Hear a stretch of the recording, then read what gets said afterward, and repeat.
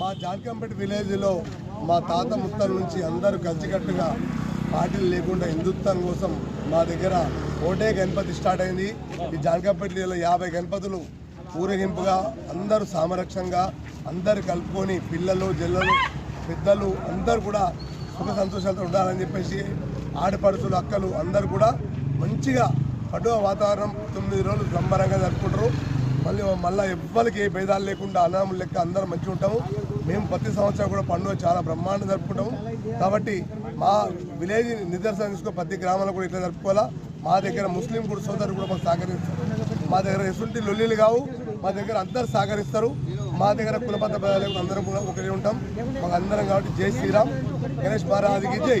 మా సార్వజనిక గణేష్ మండలి అందరి సందర్భంగా ఈ జాన్కంపేటలో మేము అందరం కలిసిమెలిసిగా ఏ మాత్రం లొల్లి జగడా కూర్చు ఏం లేకుండా బాగా మంచిగానే చేసుకుంటున్నాం. ఇంకోటి ముఖ్య గమనిక ఏంటంటే ఈ ఎవరున్నా లేకున్నా మేము అందరం కలిసిమెట్టుగా మా దగ్గర ఏ మాత్రం ఎక్కడి లొల్లులు కానీ ఎవరి సహకారం లేకుండా మా కలిసిమెలిసి చేసుకుంటున్నాం. జై బోలో గణేష్. ఎడపల్లి మండలం జాన్కంపేట గ్రామంలో 9 రోజులు వినాయక చవితి జరుపుకున్నాము ఘనంగా భక్తి శ్రద్ధలతో. ఎడపల్లి మండలం జాన్కంపేట గ్రామంలో 9 రోజులు వినాయక చవితి భక్తి శ్రద్ధలతో అందరం జరుపుకున్నాము.